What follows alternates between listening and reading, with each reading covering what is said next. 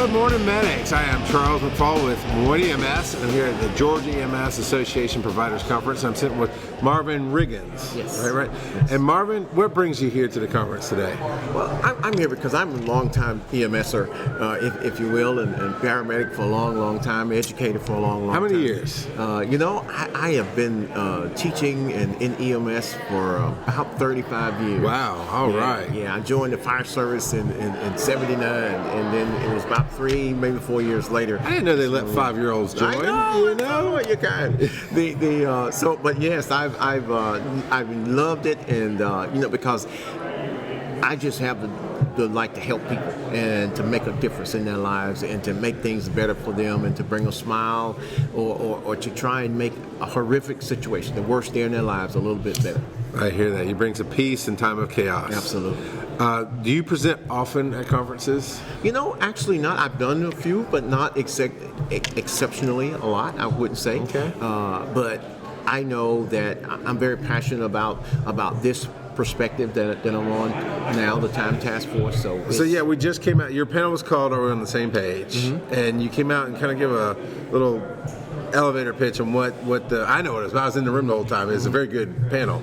But what is it you were presenting today? We were talking about the Time Task Force in the state of Georgia and its mission and its goals. And we want to keep this perspective strong. Why? Because it is the only entity that I know of that brings all the elements of public safety together.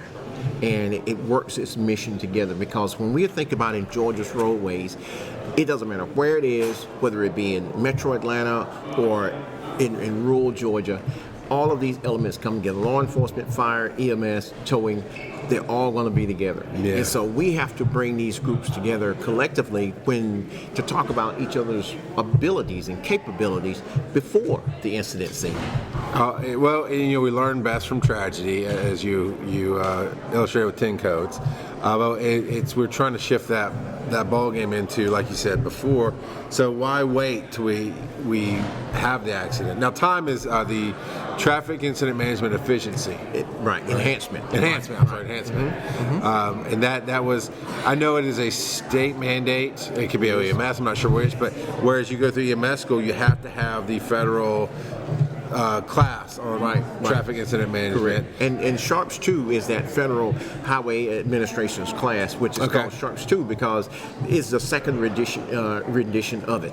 And it was written through NHTSA, who actually does created that program, and it's the same program all across the United States. And it's the very same information. So we want to make sure that all of our people know, because it doesn't matter where we are, it's still going to be the same. You're going to have that same community working incidents in the roadways. You made a comment about let's exchange business cards off the scene so we can do better on the scene. And it reminded me, I came up through EMS in rural counties, and we'd always get to know the DOT agent, because there's only one in the county. He represented DOT, and on the scene we were fighting. Because I was sitting there trying to take care of the patient. He's wanting the roadways open, and when are you going to get off the scene? But off the scene, he'd come by the station, he would meet us, he'd talk to us, hang out. Ended up running a cardiac arrest on him, and he was conscious and alert, and but definitely, and because of the relationship, I was able to work with him, talk with him on getting him the help that, as most of us do in the field, don't want. Right. So it is interesting. You asked a question of the hero units and the champ units, like how many of us in our counties interact with them. I was like, yeah, never. I don't know them anymore. It's a different world, but that is something we need to do. How do you propose? Well, I'm assuming maybe joining the Time Council Task Force. That sounds so cool. I want to be on the Time Task Force. That's right.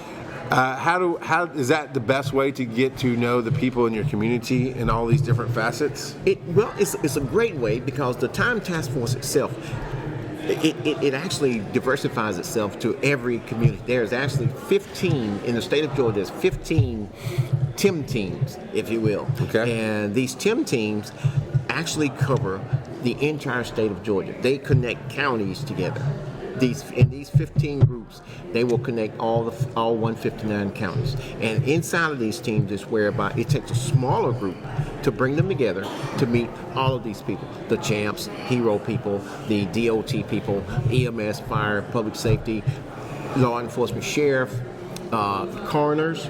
Sure. We all come together to meet and talk about issues and concerns that we have in the roadway.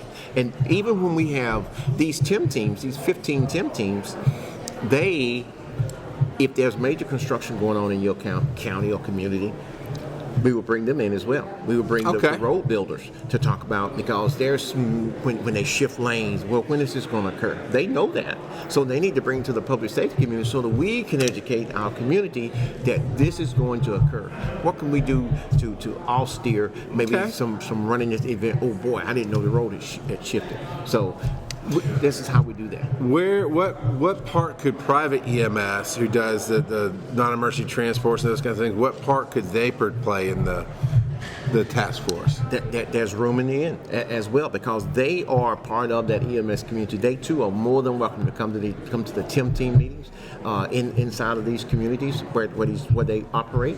Just come and join this meeting. It's open. They're more than welcome to come.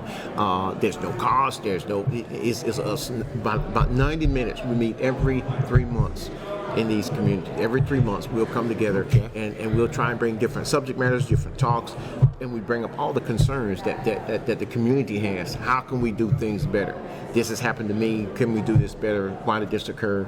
And we learn about each other. It seems like that could be a resource. You talked about some mass casualty type incidents where you buses, this and that and the other. But even, mass casualty is defined as an incident overwhelming the resources at hand. Correct. So in a county of 2 trucks, you need 3. That's technically a mass casualty. Mm-hmm. But I think better communication in there. There's lots, depending on where you are, there's lots of little private companies around, 3 trucks, 6 trucks, Correct. whatever, that could possibly come in and help on these things. Absolutely. At this point, I work with some private ambulances. I don't even know how I would get involved, how I would know that my county that I operate in needed help. And that's an excellent way of thinking, because what a resource that's there, because it won't take long to be overwhelmed by such an MCI. It won't take long, but if we have this resources available, now we need to be able to reach out to these people. Look, this is what we have. Can we get 3-4 boxes to respond to this, to these incident scenes? So I think it could be a wonderful resource if they would just join in to this time task force in their region, and therefore we would know. How will they find out? How do I find out what the time task is in my region? And is there a website? How do we get more information? Time Task Force of Georgia. It's there, and I will certainly leave one of my business cards with you that have those websites on there. It tells you all the 15 areas that have the task force in there, and it also tells you where they connect, where they all connect, all the counties connect. It also tells you the area analysts, or traffic analysts. There are 4 area analysts that connect all of these areas together, and so it tells you all that information on there. Just reach out to one of those people, and they will bring you into the time task force in and of itself.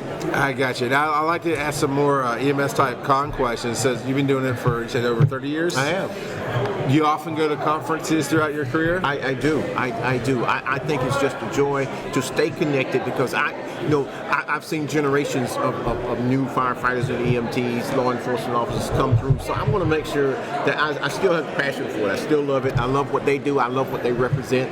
And so, I go to a lot of conferences. What do you love about EMS? Well, I think EMS is that link that connects us. It's a trusted link that when people are having their worst days, these are the folk that's going to help make a difference for them in that up close and personal way. It's going to make a difference for them, their family members, their livelihoods. I got you. And this is what they bank on. And then as we do, at the keynote, Duckworth had talked about inspiration for the perspiration, right? So I've been asking everybody 2 questions. One is, what is something that you think is missing from this conference that would draw in the next generation or draw in more people? Are we driving the passion for that? I think we have to make sure that we drive the passion. We've got to show that passion for what we do. It's not all about the money. I knew it when we came in that we weren't going to get rich doing this, but the value comes from the end result, making a difference in somebody's lives, getting to know them, showing that respect. I think what they do is a Herculean role, and not everybody wants to do it. Right. And so it's such a uniqueness to it that we've got to tout that. We've got to, put them on the pedestal where they belong, and reach out to our young, because I think there's still a lot of young people who still aspire to be in public safety. I agree. And then what is something inspirational you'd say to any of your students or anybody wanting to get into the field? I say find your passion. I'd say look into your passion. Look for what makes you happy, what brings joy to you in doing it. If that's that side of takes you to where you're helping people and making a difference, follow your passion. If you follow your passion, you'll never go to work. I love it. You're proven with the Time Task Force and everything you're doing that when it all comes down to it, and we talked about DOT, we talked about CHAMPS, and all these things that we don't necessarily think is part of the system, but at the end of the day, when it comes down to it, we are One EMS. We are One EMS. We have to work together to make all this move forward. We have to do it. We have to do it. That's the only way we're going to be success, is that we have to reach one, teach one, we'll keep one. I love it. Now, I love to say thank you also. So we have these tumblers, and I've got a clean one in a box for you, but which tumbler would you like for sitting down with me today? I like this one. The fire one. All right. Well, thank you for your time. Absolutely. And I'll make sure to get that for you. Thank you so much. I do appreciate it. Thank you much.